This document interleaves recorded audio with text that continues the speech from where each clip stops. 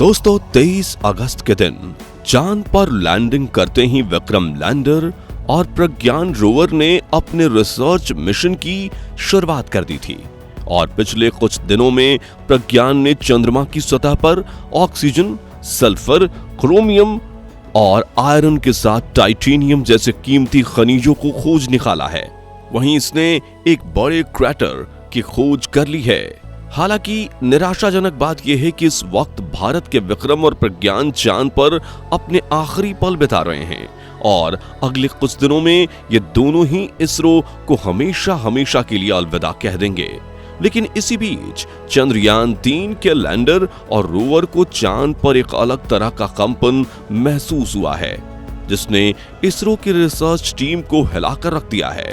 तो कौन है चंद्रयान का ये अनजान दुश्मन? क्या कोई एलियन शिप छिपकर प्रज्ञान और विक्रम पर नजर रख रही है? और 14 दिन पूरे होते ही प्रज्ञान और विक्रम का क्या होगा? जानने के लिए बने रहिए इस वीडियो के अंत तक।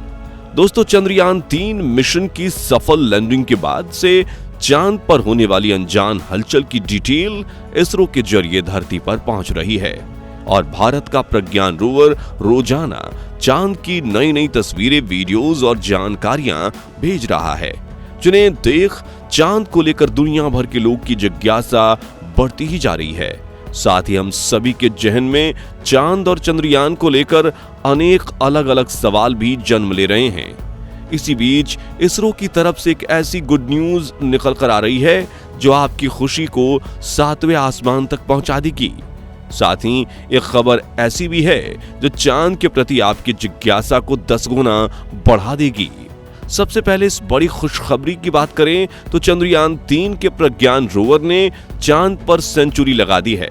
जहां चांद की सतह पर सीना ताने चल रहे भारत के प्रज्ञान ने 100 मीटर की दूरी कवर कर ली है और अब भी वो अपने सफर में और आगे बढ़ता जा रहा है और चांद के अनेक रहस्यों से पर्दा उठा रहा है।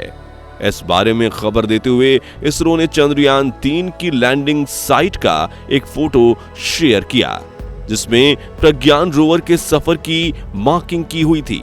आपको बता दें कि 23 अगस्त के दिन चंद्रयान 3 के विक्रम लैंडर ने चांद के साउथ पोल रीजन में 600 किलोमीटर दूर जिस लैंडिंग साइट पर अपना कदम रखा था उसे इसरो ने शिव शक्ति पॉइंट का नाम दिया है और 24 अगस्त के दिन विक्रम लैंडर के सीने से बाहर निकलते हुए प्रज्ञान रोवर ने शिव शक्ति पॉइंट से ही अपने सफर की शुरुआत की थी जिसमें आगे बढ़ते हुए इसने इतने करामात कर दिखाए हैं कि प्रज्ञान के सफलता को देख नासा, रूस और चीन के तो होश ही उड़ गए हैं। चलिए अब चंद्रयान 3 मिशन से जुड़ी उस चौंकाने वाली खबर की बात करें जिससे पूरी दुनिया हिल चुकी है।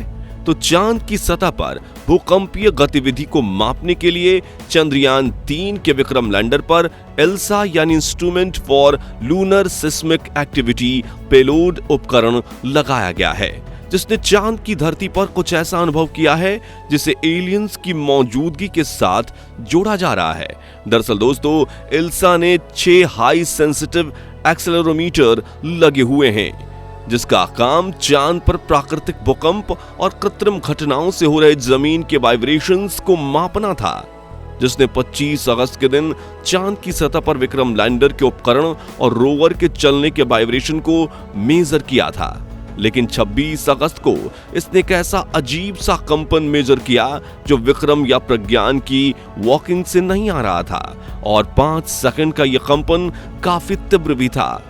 फिर जैसे ही इसरो ने यह डेटा दुनिया के साथ शेयर की तो कई लोगों ने अटकलें लगाना शुरू कर दिया कि यह चंद्रमा के क्रैटर में छुपे एलियन बेस के इंजन से उत्पन्न होने वाला वाइब्रेशन है जो चुपके से प्रज्ञान रोवर पर नजर रख रहे हैं। लेकिन हमारा परिवार हमेशा सच से वाकिफ रहे, इसलिए हमने इन सभी अफवाहों से पर्दा उठाने का निर्णय लिया और अब हम आपको इन सभी वाइब्रेशंस के पीछे की असल वजह बताने जा रहे हैं। तो ध्यान से सुनिएगा कि चांद की सतह खोखली है और इसे पकड़े रहने के लिए ना तो यहाँ विशालकाय पेड़ हैं और ना ही लिक्विड फॉर्म में ग्राउंड वाटर। इसी वजह से चांद का मास काफी कम है। इसी वजह से कई बार यहाँ कम और ज्यादा तीव्रता वाले भूकंप आते रहते हैं, जिन्हें मून क्वैक कहा जाता है। ये मून क्वैक 4 प्रकार के होते हैं। डीप मून क्वैक, जो सतह से 700 किलोमीटर की गहराई में सिस्मिक एक्टिविटीज की वजह से आते हैं। मीटेरॉइड इंपैक्ट वाइब्रेशन, जैसा कि आप जानते हैं कि चांद पर उल्कापिंडों की बारिश होती रहती है और इन्हीं उल्कापिंडों ने सतह से टकराकर यहाँ कई बड़े बड़े क्रैटर्स भी बना दिए हैं। तो जब कोई उल्कापिंड चांद से टकराता है तो उसके इंपैक्ट से आसपास की सतह में वाइब्रेशन होते हैं। थर्मल मून क्वैक, चंद्रमा पर इस तरह के भूकंप तब आते हैं जब 2 हफ्ते की लूनर नाइट के बाद लूनर डे की शुरुआत होती है, यानी सूरज की रोशनी चांद पर पड़ती है। इस रोशनी से मिलने वाली गर्मी से ठंडी पड़ी चांद की सतह फैलती है और आसपास के इलाके में कंपन पैदा करती है। शैलो मून क्वैक, ये भूकंप सतह से 50 से 220 किलोमीटर की गहराई में उत्पन्न होते हैं और इसे चांद का सबसे खतरनाक भूकंप कहा जाता है। दोस्तों, अब आपको बता दें कि 26 अगस्त के दिन 5 सेकंड के लिए विक्रम लैंडर के इल्सा पेलोड ने जो वाइब्रेशन का अनुभव किया था वो कोई किसी एलियन शिप का वाइब्रेशन नहीं था, बल्कि प्राकृतिक कंपन था, जो कि इन्हीं 4 में से किसी एक भूकंप की वजह से हुआ था। अब वो भूकंप किस प्रकार का था, उस पर इसरो की टीम रिसर्च कर रही है। इसलिए इस वक्त तो हम आपसे यही कहेंगे कि आप चांद पर एलियन मौजूद होने के दावे पर बिल्कुल यकीन मत कीजिए, क्योंकि ये सभी कॉन्स्पिरेसी थियरीज हैं जिन्हें सच साबित करने के लिए आज तक कोई सबूत नहीं मिला है। यहाँ एक और हैरान करने वाली बात यह है कि हर साल चांद पर करीब 3000 मून क्वैक यानी भूकंप आते हैं, जो कई बार इतने तीव्र होते हैं कि किसी भी भारी वजनी स्पेसक्राफ्ट को नीचे गिरा दें, जबकि हमारे प्रज्ञान रोवर का वजन तो सिर्फ 26 किलोग्राम है। इसलिए इस छोटे भूकंप का सामना तो प्रज्ञान ने डटकर किया है, लेकिन इसरो की टीम यही चाहती है कि इस मिशन के इन आखिरी दिनों में प्रज्ञान रोवर के सामने अचानक से कोई मून क्वैक अनजान दुश्मन बनकर ना आ जाए। लेकिन अब सवाल आता है कि तब प्रज्ञान का क्या होगा जब चांद पर दिन खत्म होगा और रात होगी, जब चांद के साउथ पोल रीजन पर अंधेरा छाएगा और विक्रम के कदमों के नीचे की सतह का तापमान धीरे धीरे घटकर -175 डिग्री सेल्सियस पहुंच जाएगा। दरअसल दोस्तों, चांद पर लूनर डे और लूनर नाइट के बीच का तापमान बिल्कुल विपरीत होता है। लूनर नाइट वाले इलाके में तो 14 दिनों के लिए घना अंधेरा छा जाता है। ऐसे में सौर ऊर्जा से अपनी बैटरी चार्ज करके चलने वाले प्रज्ञान रोवर के लिए इतनी ठंड और अंधेरे में टिक पाना मुमकिन नहीं होगा। इसलिए लूनर डे पूरा होते ही धीरे धीरे विक्रम लैंडर और प्रज्ञान रोवर की चार्जिंग पूरी होने लगेगी और वो अपने आप ही निष्क्रिय हो जाएंगे और चांद पर भारत की ऐतिहासिक जीत का प्रतीक बनकर आने वाले हजारों सालों तक वहीं अपनी जगह टिके रहेंगे। जी हां दोस्तों, मिशन पूरा होने के बाद लूनर नाइट की शुरुआत होते ही विक्रम और प्रज्ञान गहरी नींद में सो जाएंगे।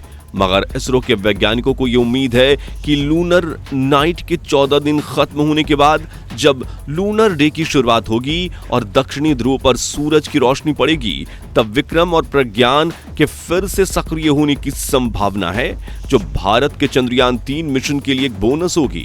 हालांकि काफी ठंडे तापमान का सामना करने के बाद लैंडर और रोवर के उपकरण फिर से ऑन होंगे कि नहीं, इसका अंदाजा लगा पाना नामुमकिन है, क्योंकि इसरो ने विक्रम और प्रज्ञान को इस तरह से डिजाइन नहीं किया है।